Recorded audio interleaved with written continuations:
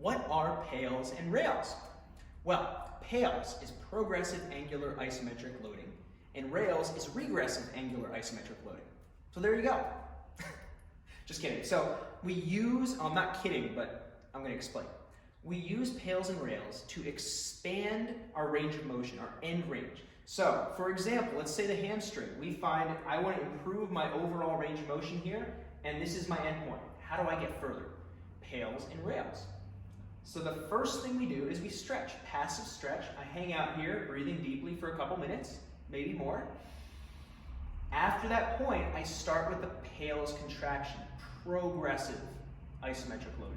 So the progressive tissue is the stretch tissue. In this case, everything on the bottom side of my leg.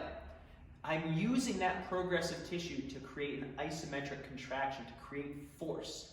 So for the PAILs, I'm going to do it slowly. I'm slowly going to create force with this stuff here. And the way I'm going to do that in this case is driving my heel down.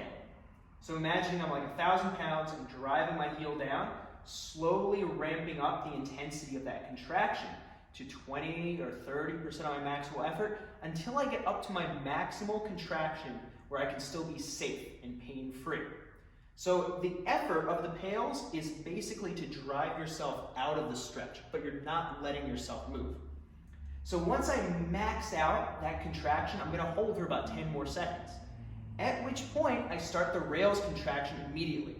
So PAILs is going to be gradual, rails is boom, right at once. And the rails contraction, that is the regressive angular isometric loading. So I'm using the regressive tissues. I'm using, in this case, quads, hip flexors, maybe obliques, abs a little bit, to pull myself, contract and pull myself further into the stretch. I'm not going to get a ton of movement, but the intent is to close this angle. So for the rails contraction, that's always the shortened tissue that we're using to pull further into whatever stretch we're holding ourselves in. Okay, so we're going to hold the rails contraction for about 10 to 20 seconds, pulling, pulling, pulling, pulling. At the end of that round of PAILs rails, we're going to hang out in our new position, take some deep breaths, and we're just working on deep breathing, trying to convince our nervous system that we are cool here. This is where we want to be.